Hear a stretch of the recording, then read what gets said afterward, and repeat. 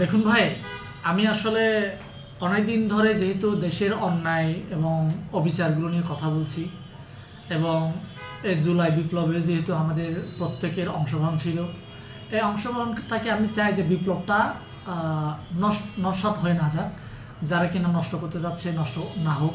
এই জন্য আমাদের কিছু কিছু ভাইদেরকে আমি সমালোচনা করি, তাদের ভুল ত্রুটিগুলো নিয়ে একটু সমালোচনা করি।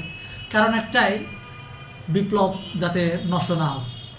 যেমনটা আমি সাজিদকে নিয়ে বারবার আমি কথা বলার চেষ্টা করেছি, যাতে করে আমার মনে যে একটা বাংলাদেশের মানুষের মনে যে একটা সন্দেহ আছে তাকে নিয়ে, সে যে ছাত্রলীগের কর্মী ছিলেন এবং আওয়ামী লীগ করতেন, এই জন্য তার আমার এই কথার মধ্য দিয়ে তার প্রতি উত্তরে যখন ফুটে আসবে, যখন সে গতকাল অনেক মিডিয়াতে এসে বলার চেষ্টা করেছে সাজিদ যে না, আমি ছাত্রলীগ করতাম, ঠিক আছে, ঢাকা ইউনিভার্সিটির অনেক ছাত্রলীগ কর্মী ছিল, আমরাও কিন্তু এই রাজপথে নেমেছিলাম, সেই কথা বলছে মিডিয়াতে এসে বলছি। কিন্তু আমি যে এই যে মানুষের মধ্যে আস্থার একটা জায়গা তৈরি করার জন্য যে দরকার ছিল, এটার জন্য মূলত আমি সাজিদের কাছে নানা বিষয় নিয়ে সমালোচনা তাকে নিয়ে করেছি। এখন দেখেন, আমাদের বাংলাদেশে তেল আগে ছিল 90 টাকা, এখন পরে 95 টাকা, এখন আরও বেড়ে গেছে, এখন 105 টাকা কিংবা 10 টাকা মনে হয় এখন তেল লিটার। এখন সব জায়গায় তেলের দাম বাড়ছে। তেলের দাম বাড়ছে কেন? আমি এটা এটুকু মনে করি, আমরা বাংলাদেশে 18 কোটি যদি মানুষ থাকি, তাহলে 18 কোটি মানুষের তেলের খনি। তো এই যে তেলের খনি আমি কেন বললাম, যে আমরা প্রত্যেকে যে তেল মর্ধন করতে পছন্দ করি, এবং আমরা যদি সত্যিকার অর্থে দেশকে ভালোবাসি, তাহলে এই যে তেল মর্ধনের যে কার্যক্রম, এটা আমাদেরকে বন্ধ করতে হবে এবং আমাদের বাংলাদেশকে এগিয়ে নিয়ে যেতে হবে। মেজর ডালিম তিনি যদিও বা একটা বিতর্কিত ইতিহাস সত্য হোক, তারপরও একটা ইতিহাস এস্টাবলিশ হয়ে গেছে পৃথিবীতে বাংলাদেশকে নিয়ে। হঠাৎ করে নতুন যেহেতু আসল ইতিহাস বেরিয়ে আসছে মেজর ডালিমের মধ্য দিয়ে, অনেকের মধ্যে একটা নেগেটিভ তৈরি হয়েছে এখন, কোনটা সত্য কোনটা মিথ্যা, হ্যাঁ, এরকম। তো এখন আওয়ামী লীগকে নিয়ে এবং শেখ মুজিবকে নিয়ে নানা নেগেটিভ ইতিহাস মেজর ডালিম বলার চেষ্টা করেছে, তার কুকর্ম এবং তার কার্যক্রমগুলা, দেশকে নিয়ে তার কী ভাবনা ছিল এবং তার চিন্তা কী ছিল, এগুলো নিয়ে।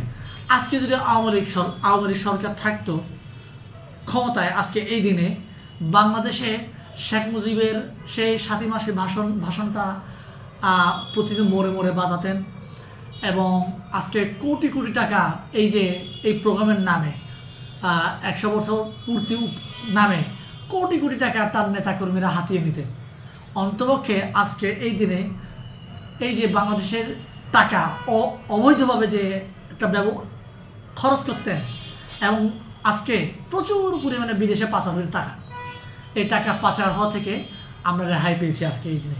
এই জন্য আমি মনে করি কি, এই বিষয়টা নিয়ে আমাদের সেলিব্রেশন করা উচিত। এবং শেখ হাসিনা কেন পালিয়ে যেতে হলো? শেখ হাসিনা তো, আমরা যদি মনে করি যারা আওয়ামী লীগ করতো, ওরা তো মমতাময়ীর মা বলতেন তাকে এবং জনদরদি বলতেন, তাহলে সে কেন পালিয়ে যেতে হলো? এবং মেজর ডালিমের মধ্য দিয়ে তার বক্তব্যের মধ্য দিয়ে একটা স্পষ্ট তথ্য এসেছে যে আমরা যেটা শুনেছি এটার সাথে এটা মিলে যায়। যেমন শেখ মুজিবকে যখন মেরে ফেলা হয়েছে, হত্যা করা হয়েছে, শেখ মুজিবের লাশ সেই ধানমন্ডি 32 নম্বরে 2 দিন পরে ছিল লাশ।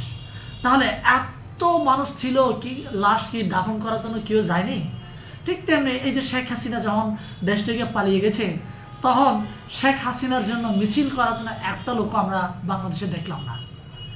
কিন্তু দেখেন, শেখ হাসিনা যখন ক্ষমতায় ছিল তখন প্রচুর পরিমাণে তেল দিত, তাকে নিয়ে প্রশংসায় ভাসিয়ে দিত, তার ভুল ধরার লোক ছিল না। ঠিক তেমনি আমি মনে করছি কি, বর্তমানে যারা আমাদের খুব এই যে বিপ্লবের সরকারকে যারা নিজেদেরকে ধারক ও বাহক মনে করছে, এরা কিন্তু এই কাজটাই করে যাচ্ছে। ওরা চ্যালেঞ্জ করছে জায়গায় জায়গায় যে আমরা কোথায় ভুল করেছি, যদি আপনারা টাকা নিয়েছে কিনা, গাড়ি নিয়েছে কিনা, বাড়ি নিয়েছে কিনা, আপনারা যদি দেখাতে পারেন, তাহলে আমরা এটা করব ওটা করব, চ্যালেঞ্জ ছুড়ে দিচ্ছে। শেখ হাসিনা কিন্তু এইভাবে চ্যালেঞ্জ দিয়েছিল। আমি মনে করি কি, এই শেখ হাসিনার মতো এই চ্যালেঞ্জ না ছুড়ে দেখেন, মানুষের জন্য কাজ করেন, দেশের জন্য কাজ করেন এবং ভারতের দাবিদারি করা বন্ধ করেন, তাহলে আমরা বাংলাদেশকে এগিয়ে নিতে পারবো।